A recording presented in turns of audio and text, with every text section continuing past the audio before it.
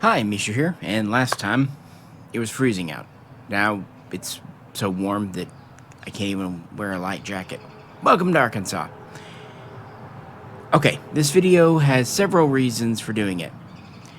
And the main one is, well, folks are talking about new Korean rifles after Shotshow 2025. So we obviously mean these, right? This Korea. Well, a nice rifle.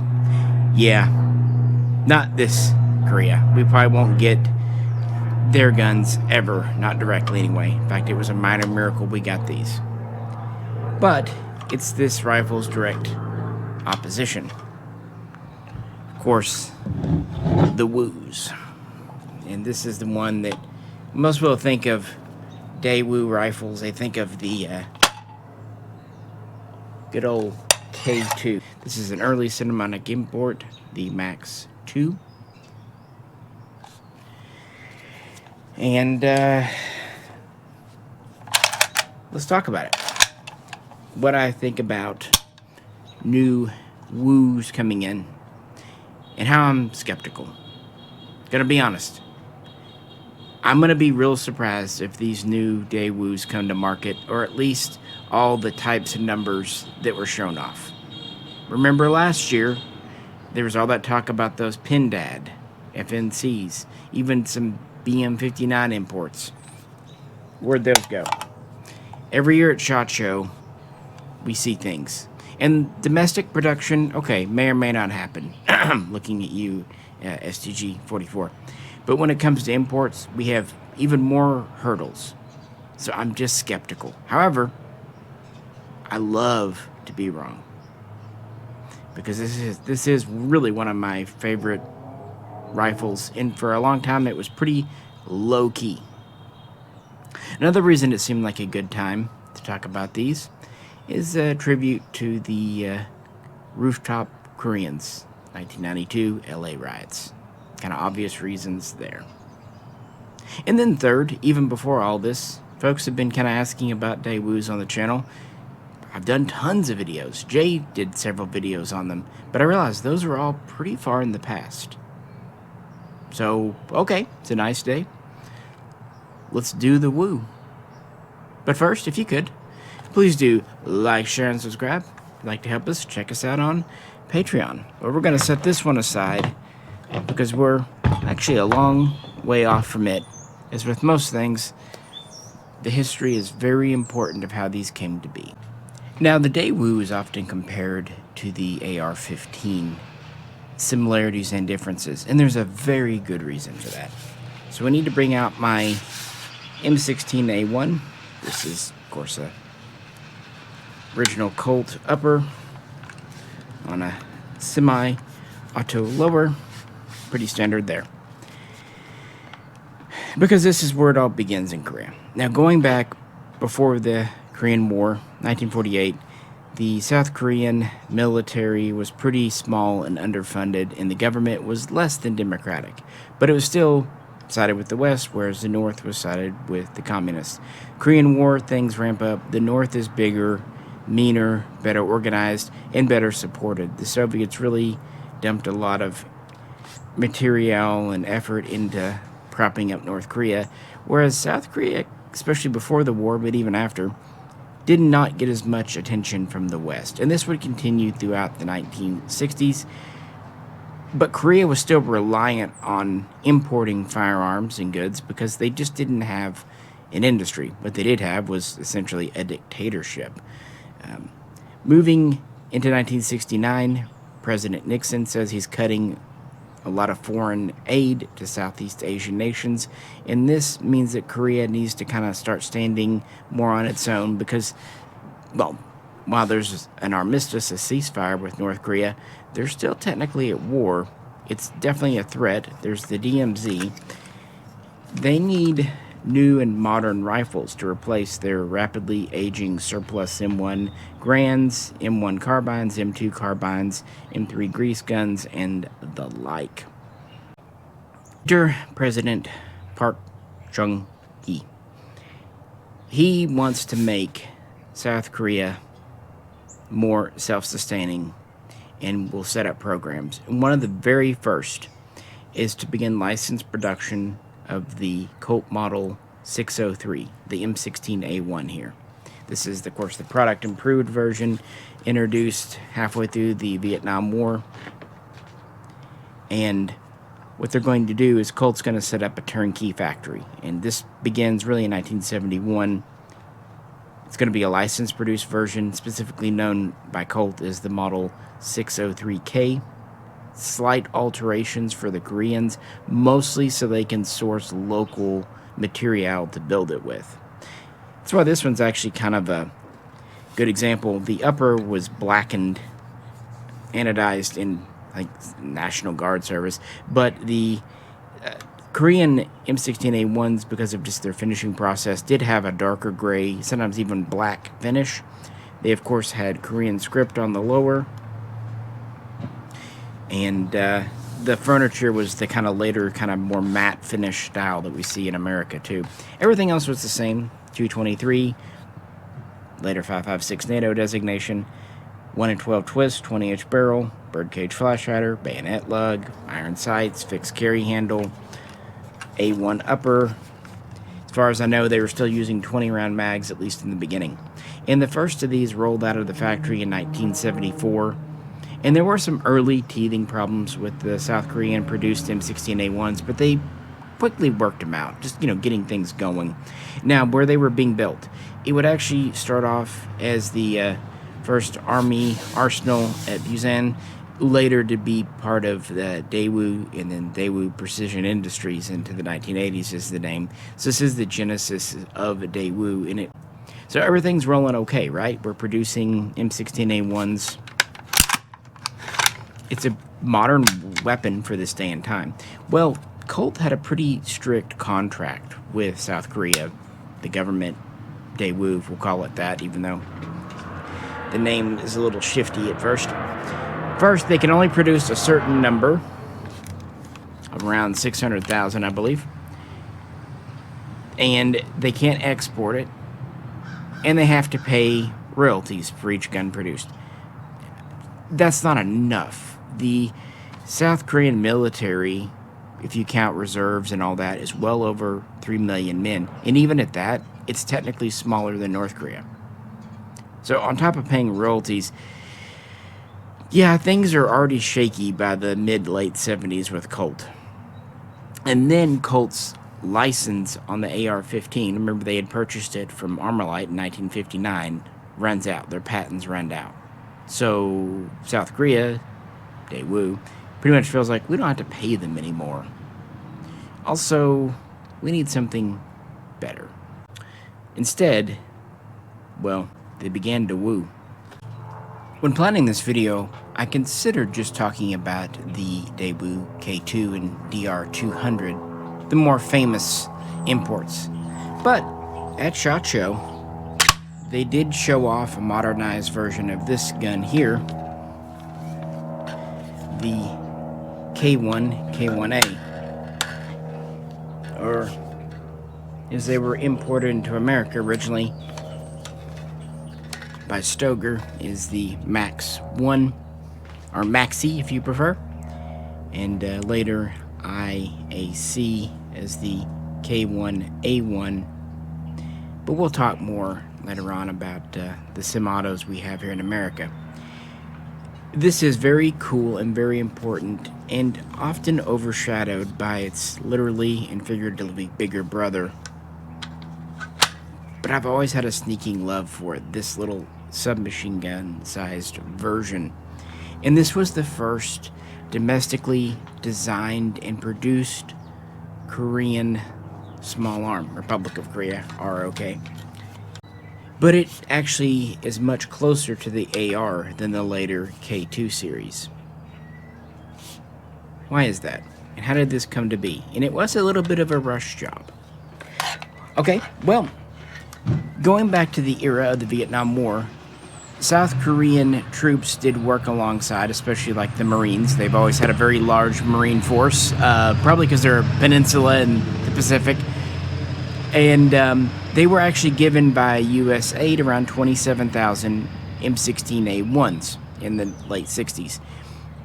But we can also infer that they were either given or saw quite a few of these XM 177s. At least enough to study. And of course, this is my semi-automatic from Troy. So just like the MAXI there, it is extended to be 16 inches. And this was really the basis. Going back to 1972, when President Park Chung-hee ordered basically more domestic designing, this would spark the XB program.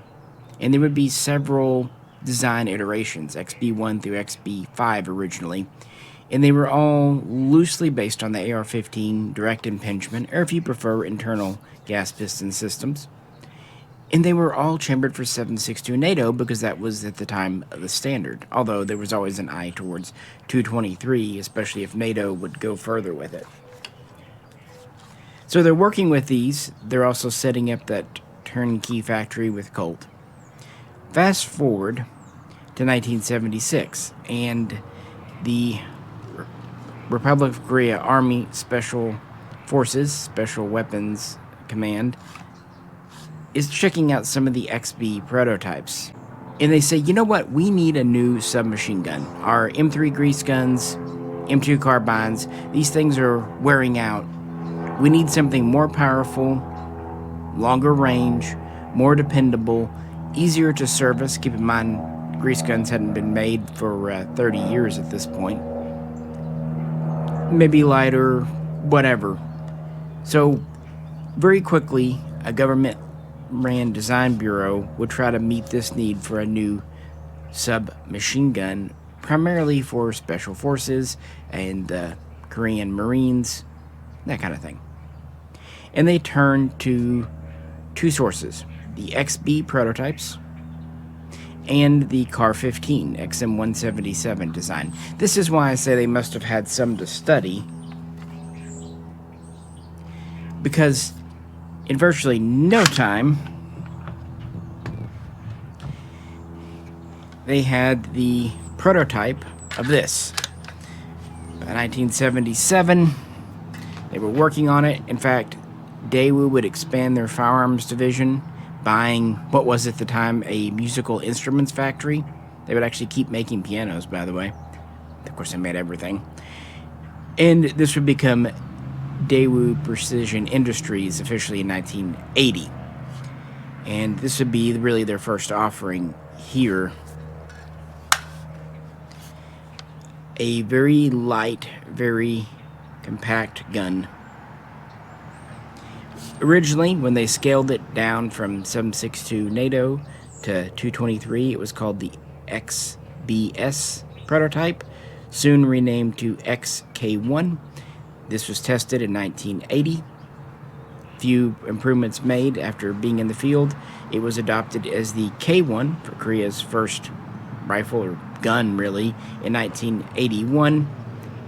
And then in a slightly improved version, after more feedback from the field, was adopted in 1982, known as the K1A. So what do we have here, and how does it compare with the XM177E2 there? Pretty good when it comes to the specs. This is a light gun. About 5.5 pounds, completely unloaded, unencumbered with a sling. Well under 7 pounds, completely kitted out. And the K1 was very similar, but fractionally lighter. The K1 had a 10.5-inch barrel, not including the muzzle device. And I'll just go ahead and say this now. The muzzle device, the K1 originally had a different flash hider that was causing problems. Too much flash, too much felt recoil, too much parch wear. So by 1982, the K1A came out with the new flash hider, which was a slotted compensator that just kind of worked better. Also, the K1A production seemed to have addressed just a few production issues, parts durability, internals, kind of like how the XM Excuse me, kind of like how the M16A1, the first ones had just a year or two of teething problems. And all your original K1s were refitted. They were threaded 1/2x28 with the updated. Now this is, of course, a civilian one, so it isn't really applicable. And the K1A flash hider was slightly longer too. Anyway, so 10.5 inches without the device, bumping that up to 11.5, 12 with the device on. Compare that to the Colt. Of course, the original XM177 had a 10-inch barrel that was soon extended out to 11.5 inches. This has a 12-inch barrel for legal reasons. And then originally we had just a standard A1 birdcage, or even 3-prong. That would be given over to a 3.5-inch moderator and then a 4.2. Now this barrel is 16 inches, but even if it were the standard length, it would be nearly 15, meaning that the barrel is noticeably more compact on the K1. But really, where they got it was with the receiver extension. You know, in modern day, like for example with the SIG MCX, a big deal is made out of not having a receiver extension, a tube. Back then, of course, this is part of the action. You can't really get rid of it because your recoil mechanism's back there. And the original stocks were 2-position only, made of metal with a coating. So I think one of the most important updates they made was the stock itself, kind of based on that from their grease guns. Not only do we not have an extension in the back, we actually have a total of 3 positions. And fully out, we have a very long stock. Now, that might seem funny to some, because South Korea, Korean statue, and yeah, some Koreans might have been shorter back in the 50s, but by the 80s, the overall average height was up, and considering this was designed for the Special Forces, the Marines, they tend to be tall guys. I think they had an average height of around 6 feet.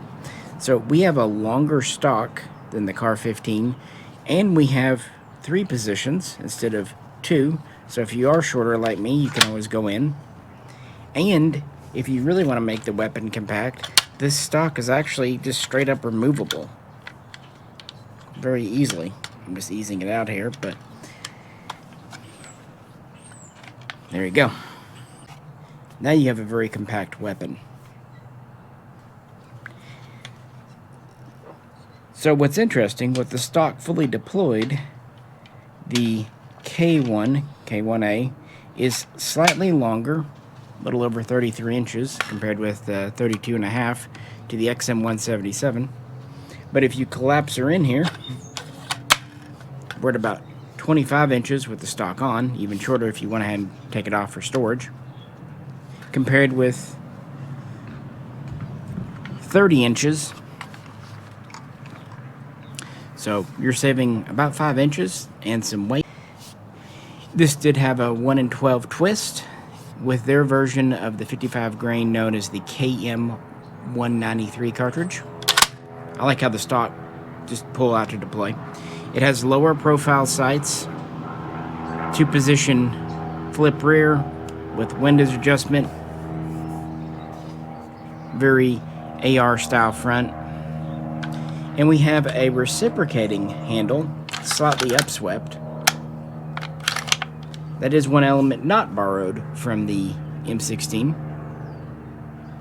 Handguards are their own thing. Pistol grip does have a storage compartment in it, kind of a la FNFAL or FNC. And the sling itself, even though I removed the metal buckle, is kind of a standard, just, US pattern sling. Magazines would have started off as 20, probably US made, and then switching over to Korean made 30s. Notice that there's no dust cover, port door, no forward assist. What about disassembly? Of course, the AR has a push pin in the back. They did away with that, although we do still have a pin in the front for full. But instead we have a simple latch back here, ease or open. Your trigger components are very AR style. although slightly different spec. Just pull this out. Interesting that they had a dual spring system decades before you see it in a lot of ARs. You pull this back here, pull out your charging handle. You can definitely tell this was very much inspired by the submachine gun system. And then you have basically a truncated bolt group. Notice the gas key up here. This was done to interact with the recoil system. They sandwich over like so. Very AR style bolt. Just shorter. Probably helps with the weight. And then you have essentially aluminum alloy receiver halves.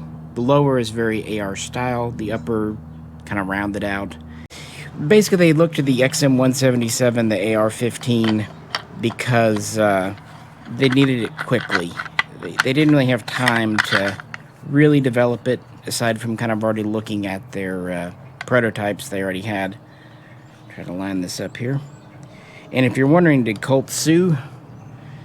Yes, in the 80s they did, claiming it was beyond the scope of the licensing Korea had, and because of reasons, they lost in court. Just line that back up like you would on a submachine gun. It is actually keyed, so you can only do it one way.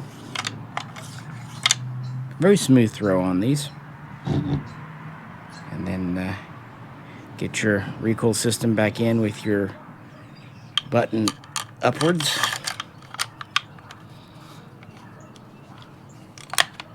And could not be more simple. They definitely were an improvement over the existing submachine guns and old carbines that they had. They gave Korea, now Daewoo Precision Industries, kind of a good first example, building off existing knowledge, but also a little bit of innovation on their own. They were primarily issued to Special Forces and the Marines, as I mentioned, but also commanders of units, radio operators, artillerymen, basically anyone needing a lightweight, compact PDW, that maybe a weapon wasn't their primary. Stay in production for a number of years. We don't know how many were built and bought by the military, but quite large numbers. And I should also point out that the final M16s made in South Korea were delivered in 1985, but at that point they're pretty much just wrapping things up. And again, this isn't the day we most think of, but I think it's really cool, and it's really fun and reliable. In fact, in the past, we've done comparison videos with the XM177, so search the channel to check those out. But now, with no further ado, let's do the woo you're thinking of. The Daewoo K2. In this case, the MAXI. Imported first by Stoeger. This is a full-size gun. This was designed to replace the M16A1 as well as some older M1 Grands and whatnot hanging on.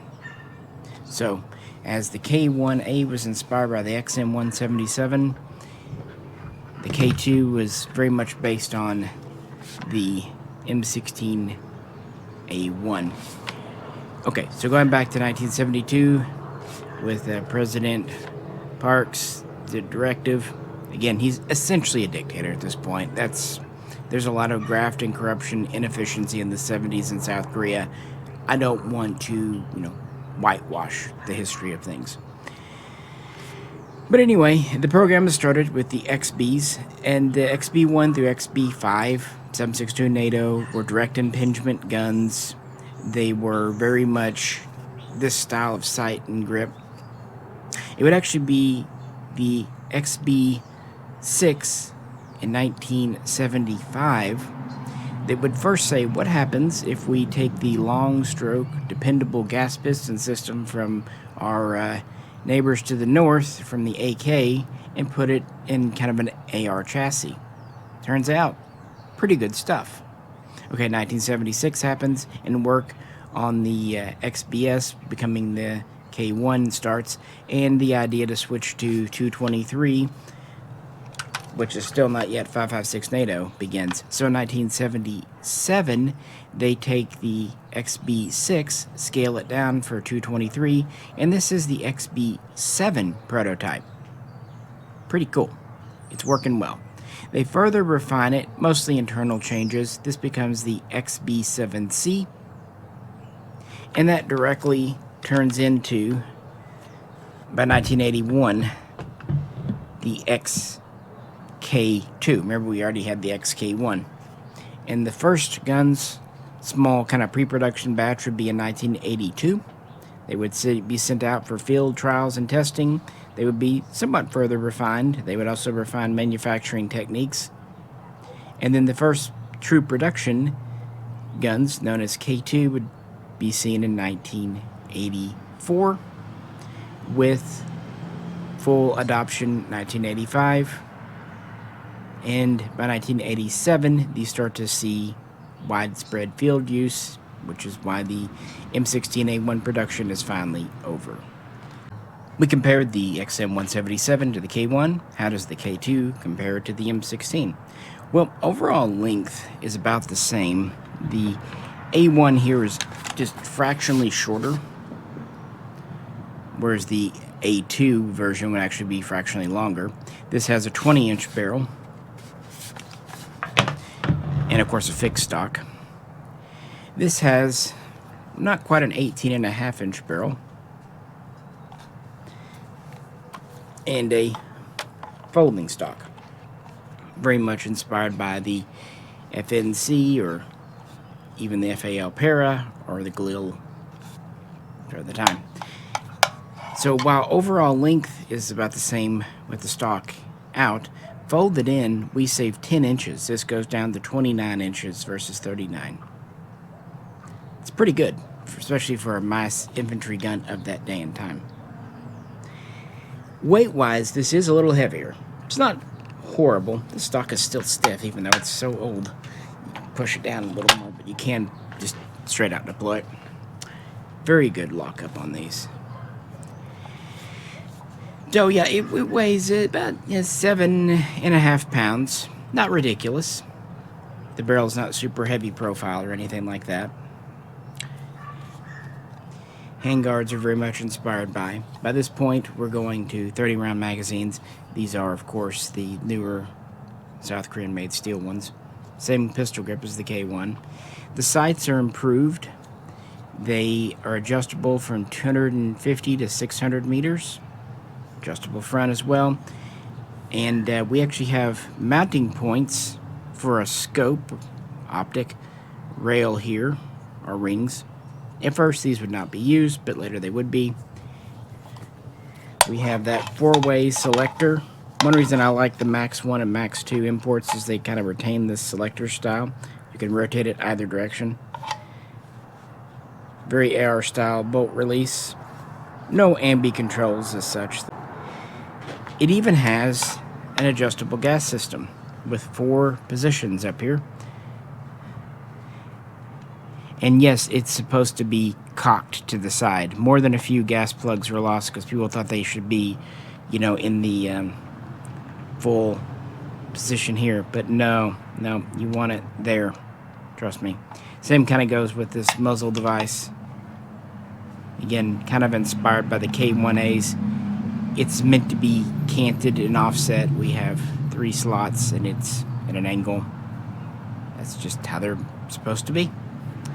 Kind of compensate for recoil up and to the right. They weren't really thinking about lefties at the time. Rubber recoil pad. We still have a reciprocating handle, slightly upswept. Nice triggers on these. Going back to politics for just a minute, in 1979, President Park was assassinated, again, dictator, and this would lead to reforms, primarily under a new president, Chung Do-hwan, and the 80s, and this would actually take the military and development of programs away from the president directly and give it to a ministry and just more liberal things going on, and we start to see some vast improvements for South Koreans, including finally this new issue. Right, since the K2 was developed based on the M16A1, it wasn't just the magazines that were interchangeable. It would more or less take a standard M7 style bayonet,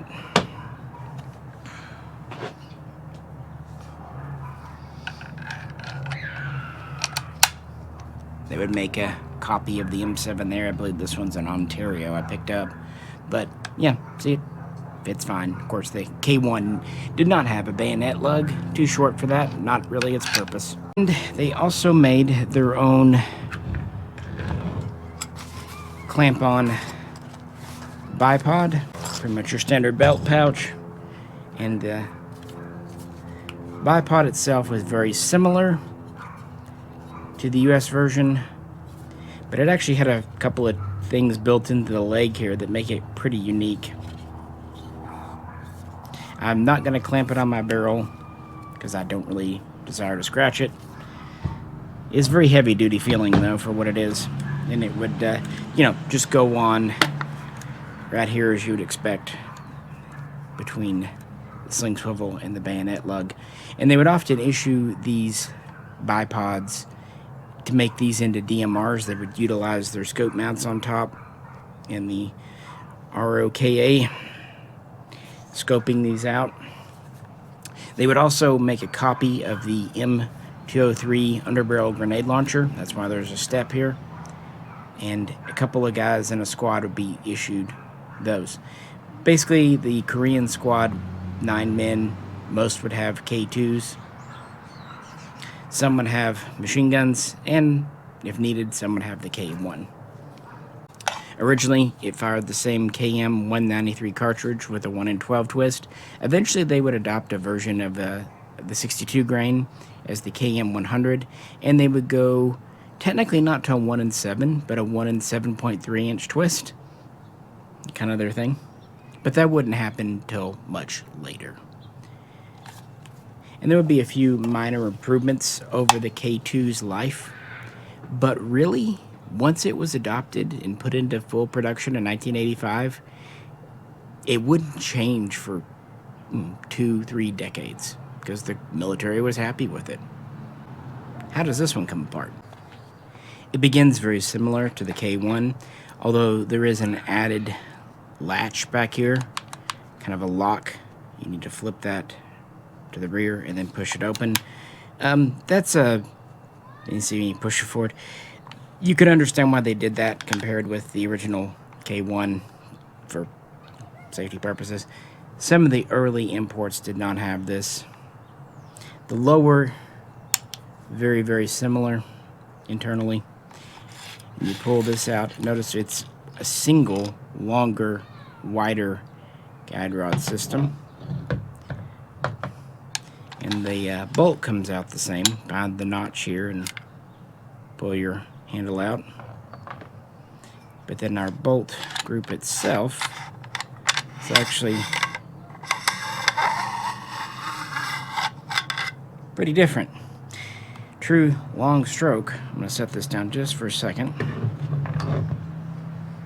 The upper alloy, lower alloy.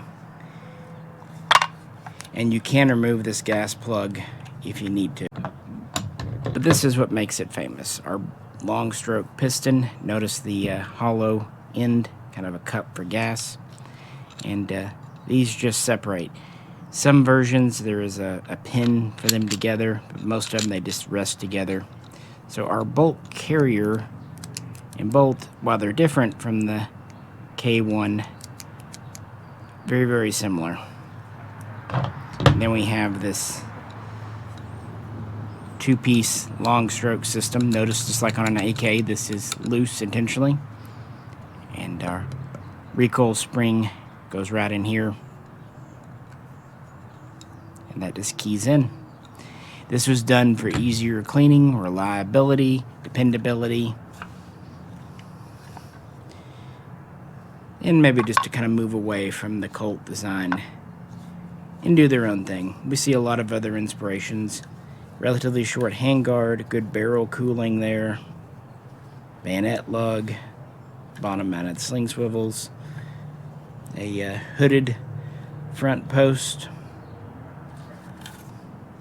no storage in the stock, but still small storage in the pistol grip, and again, it feeds from standard AR mags. At this time they'll be the full capacity. This is the kind of newer steel Korean, copied from the HK SA80 style. Seemed appropriate. And of course, reassembly, just like you would expect. Perhaps slightly more fiddly because you need to line up the piston and the group and the handle, but not too bad. And just guide this in.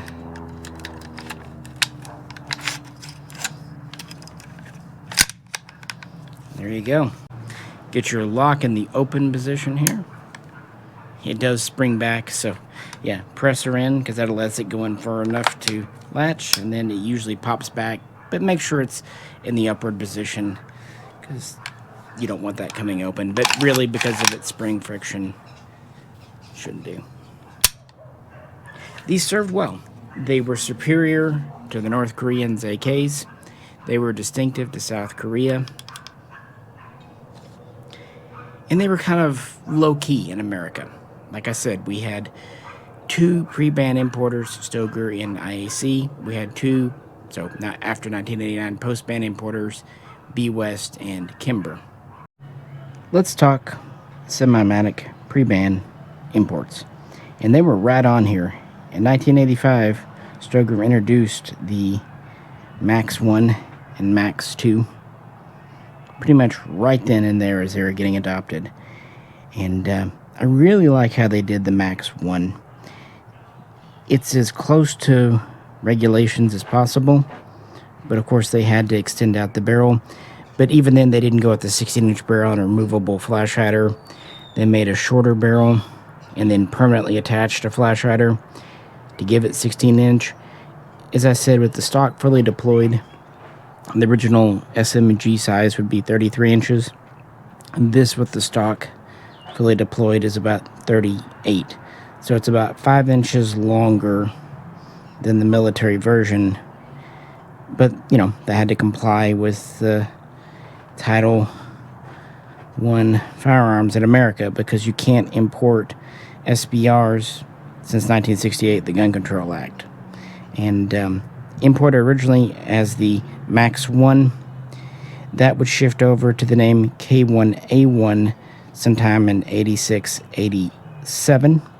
And in that year, Stoeger would go from importing these to a company called IAC, and they would import them under the K1A1 name for a time, and then around 88 transition over to the name AR-110C. And then, of course, in March of 1989 would be the executive order from Bush Sr., essentially banning the import of so-called assault rifles. So there we have it. And there were no further K1-inspired imports afterwards. No one knows exactly how many came in, but I've seen a number of 1,500. Take that for what you will. However, the K2, well, it had much more of an interesting history here. Again, Stoeger was the original importer under the MAXII name, and around the same time as the K1A1 name started being used, the K2 name started being used. And since this has an 18-inch plus barrel, they could be imported almost identical to their military guns. Bayonet lug, correct muzzle device, even, at least early on, the correct style selector and all that good stuff. There were just a handful of variations. Well, IAC would take over, K2 name would hang on for a bit, and then they would switch over to the name AR-100. What's interesting about those, the AR-100 name seems to actually be in this oval for most of them, meaning it probably originally said K2 and it was machined out. I have no idea why the name change happened. I don't think it was legal. I think it was a marketing thing, but I could be wrong. Either way, those are the pre-ban importers in '89, and whereas the K1 ended that year, the K2 would continue. In 1990, B West would take over importation duties, and an all-new ban-compliant model would appear, the DR200. Online, there's talk of a DR100 model, but I don't know if that's mixing up the AR100 or what's going on there. So if anyone knows about the DR100, let me know. Either way, the DR200 was the compliant version, and it was mostly the same, like here to here. It had a neutered barrel, so non-removable flash hider and all that, no bayonet lug. But probably most detrimentally, it had a different lower with kind of a scallop cut here for a thumb hole stock. So you lose the folding stock and the pistol grip, but you still retain the standard mag well with the DR200. And quite a large number of these came in via B West until 1994, and then Kimber took over importation duties. And they would continue to import under the DR200 name until roughly 1997, 1998, when again import regulations changed, and basically this standard mag well became verboten. Guns after this time needed to only take low cap mags, at least as imported. On top of that, this is right when the parent Daewoo company is going through major financial issues, and it's all just kind of coming to a head, and importation will end. Again, we don't know how many of these came in. It seems like the MAXIIs started off with around serial number 3,000 or so, and then the DR200s under B West went into 7,000, and then the Kimbers had an interesting serial, at least some of them beginning with RA. Okay? I don't know, but the numbers were not huge. Maybe 3,000 pre-ban and another 3,000-4,000 at the post-ban. They were priced well. They were well respected, but they weren't all that well known, and the market was just different back then. So they didn't just go flying off the shelves. I should also just mention briefly there was a DR300, which was a version of the DR200, but chambered for 7.62 by 39 instead of 223. Those were only imported by Kimber. They brought over only about 1,500, and they have a less good reputation because of issues with the bolt face itself and braking parts. One final thing I should note is the twist rate. As with the military guns, your K1s had a 1 in 12. That seems to be universal.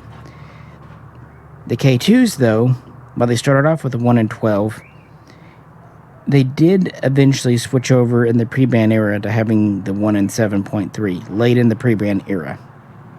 And then you go to the DR200s, and it seems like it can be either or. Some DR200s were fitted with the older 1 in 12 barrel, probably just leftovers they had in the factory, whereas other ones had the 1 in 7.3. So with the DR200, there's a better chance of getting the 1 in 7. It's actually kind of hard to get a pre-ban 1 in 7 unless you get it one of the later AR100 mark guns or maybe a very late K2. But with the 18-inch barrel, that's probably less important for what it is. Just thought I would point that out. And they were very cost effective, kind of competing with the AR-18, AR-180, the Colt AR-15. There weren't a lot of things on the market at the time.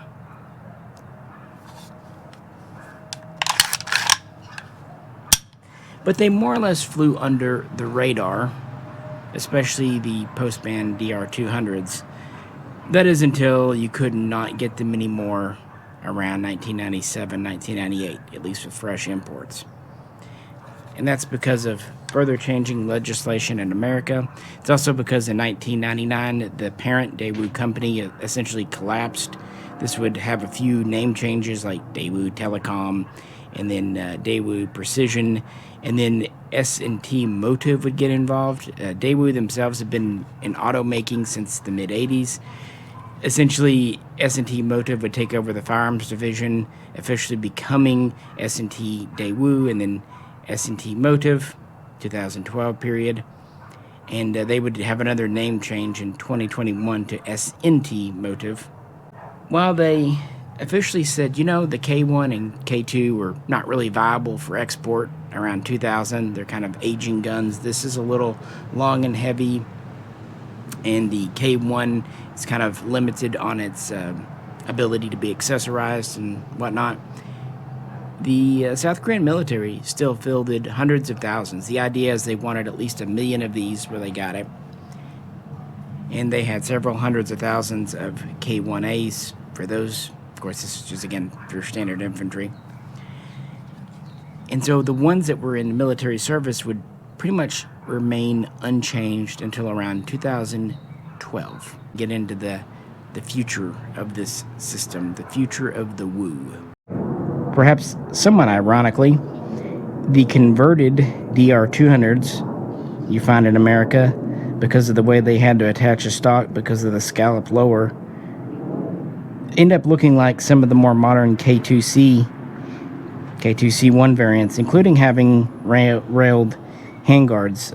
Rail systems have been available from several companies in America for years, although since the guns have become harder to find, it seems like most of them have gone out of production now.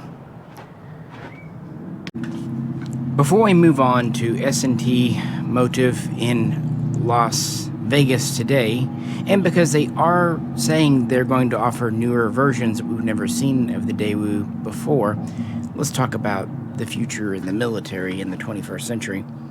This was a good gun when it was introduced, but obviously accessories were kind of limited. Special forces would often get railed handguards for these to use various devices, but you had to kind of stretch the rail across the top of the receiver, extending backwards if you did that. And probably the biggest update in 2014, older guns would be pulled in and had their original 1 in 12 twist barrels replaced with the 1 in 7, or rather 1 in 7.3. So that was a big update. And there were already ideas to replace this. Back in 2012, SNT Motiv introduced the K2C for Army Test and Evaluation, essentially a carbine version of the K2, but it didn't really pass. Now, in 2016, a newer company, Daewoos Machineries, was finally approved by the government and the Army to be a defense contractor. And this is important because in 2020, they proposed more or less an AR-15 derived variant known as the DS AR-15P to replace this gun. It had a relatively short barrel and all that. And they were going to do that. They were going to get 1,000 evaluation and go from there. But in 2021, the contract was abruptly canceled when there was concerns about leaks in the company and military secrets going out. And this is where, in 2023, SNT Motiv introduces the STC-16, their shorty take on the classic pattern, and then the military likes it. So they're going to get around 1,700 for evaluation and go from there. Eventually, the two would go head-to-head, the Daewoos and the SNT designs. And then last year, 2024, the SNT design was selected to be this gun's replacement. They were going to order 16,000, 17,000 more to start with after initial field testing. And this is the K13. Or not this is, but that will be. And adopted just last year. Unfortunately, they did have some troubles in the field, but it seems like they're being ironed out and adoption will go ahead. And I bring this up because, yes, SNT and Vegas did mention a semi-automatic K13 in the future. So that's kind of where we're at here. This gun was limited by its inability to really be accessorized, and of course having the older twist rate, and really has been long out of production. What about the K2? As previously mentioned, in 2000, Daewoo Precision kind of split off from the original Daewoo company that was going under. Eventually would kind of fall under the sway of SNT Motiv. They knew that this was a dated design. It was very much up to date when adopted, if not even ahead of its time, along with the K1 in the 1980s. But its updates, because of proprietary parts, were limited. There were efforts throughout the 2010s, I guess you call it, 20-aughts, to replace it. Even they looked at bullpups, but nothing really came to fruition. These did see service in Iraq and Afghanistan and other places, not to mention holding the line with the DMZ against North Korea. This is important. And the Marines, the North Korean Marines, the Marines of South Korea are very well respected, very tough, very competent force as well. So they want something. And Special Forces would lead the way, as well as reconnaissance forces, in adopting handguards with rails for these pretty early on. Just, off-the-shelf procurements. And then in 2012, 2013, a Picatinny rail, a 1913 rail, was standardized throughout the entire ROKA. But you don't have a lot of section here. They would use the PVS 11K as a day and night vision compatible red dot, and I believe those are still in service today. So we do see some efforts around the same time with the K1 and K2 to kind of update them. As I mentioned, the K2C was the carbine version, around 11, 12-inch barrel, and they did introduce an offering known as the K2A, a full-length, so 18-inch rifle version with railed handguards, railed uppers, some other things. And this version would go into testing, even though they rejected the K2C. The K2A would start testing in 2015, and then it would be adopted as the K2C1. Yeah, I know, confusing, but it's a full length in 2016 with plans to field about $250,000 to replace and modernize with frontline troops. The K2C1 would have a removable rear sight, again, full-length pick rail, railed handguards. They would also get away from the traditional fixed folding stock and go to a folding collapsing stock, kind of inspired by the Magpul CTR. And then in 2017, they would even introduce ambidextrous safety selector, finally, and a folding front sight. And I believe that was called the K2C1 too. Yeah.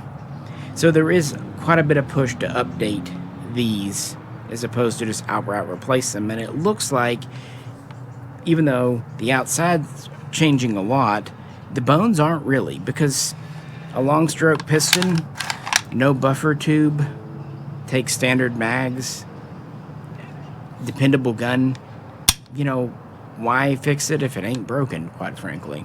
That's what actually does excite me about seeing new guns. Not necessarily getting retro guns, because I have these two, but getting the K13 or a version of the K2C, K2C1, what have you. So why am I skeptical? Say it with me on the channel. Imports are hard and always disappear. So many times at SHOT Shows, I already said, we see things and they never come to fruition. I don't even know if they have approval from the ATF. Look at the mistake that was made with the original Radom USA back in 2014, 2015. Maybe they do. I don't know. But as I said at the top of the video, last year everyone was talking about the PINDAD FNCs, the BM59s. For years, people held out hope of the STG-44 clones, and those were even domestically assembled. Though in the importation, it gets more complicated. From what I understand, SNT in Las Vegas is planning to import parts from South Korea, and then also make some parts here and do final assembly and all that. That's great if they can, but I don't know which parts they're planning on doing. And as we've seen throughout this video, the K1 and the K2, they're almost entirely proprietary. And it does seem like they're at least saying right now they're going to make them to original specifications. Which, if they don't, people aren't going to be happy. They're not going to want an AR-15 that just looks like a Daewoo. They want a Daewoo. And they are saying they're going to bring over parts to refurbish older guns like mine. I hope they do. One reason I don't shoot mine much anymore even though they're dependable, durable. In fact, the finish holds up really well on these. The one reason I don't bring these out to the range much anymore is, even if I don't think it's a major possibility, there's always that chance something could break, something could happen, and then I'm up the creek without a paddle, without a woo. Replacement parts would be awesome. Would they be the same quality? I would hope so, but considering these are still military guns. But you never know. That's going to add cost, though. And anything you make here is going to be made using U.S. labor costs, not South Korean costs. So even if they get through all the import hurdles, even if they get ATF approval, which they will have to do, even if these were approved in the 80s and 90s, that's too long ago to just go with that. You have to get fresh approval. You have to bring them to market. It's something that'll work. And I know in the video, the gentleman said $1,200. That seems extremely optimistic to me. With the devaluation of the US dollar, the economy the way it is, possibly more and newer tariffs. Firearms already have a tariff put on them. If that it goes up, yeah. For pretty much all proprietary parts gun, $1,200. I mean, I'd love to see it happen. I don't want to be a naysayer. But I've also been in this game a long time, and I've seen a lot of promises and a lot of very sincere people. I'm not saying they're lying. I'm just saying there's a lot more that goes into bringing guns in and selling guns and marketing guns than I think some at first realize. And they're promising a lot. You know, I figured if they were going to do it, they would do basically a K2C pistol and maybe a K2C1 rifle. But the fact they're saying they're going to do older guns, really? They're going to start back up K1A production? I'm sure they still make some replacement parts for the military for these, but I don't think they've made all new guns in a long time. Now, I would believe maybe them doing a semi-automatic, assuming ATF approves it, K13 derivative, because it's current. That tends to be how imports go. You get whatever's current. But are they really going to respark this or the classic K2? Again, maybe. Heck, they're even promising the K5 pistol, the DP51, which I don't know if they've made those, at least in classic form, in a while. They do, like the Lionheart guns. It just seems like they're promising an awful lot of variations and at a price point that sounds awfully attractive, and the old adage holds true. Too good to be true. It probably is. So, I wanted to do this video saying, as much as I really enjoy my K1 and K2, as much as I'd love spare parts so I can go back to the range, as well as the pre-ban imports were done and they're holding up,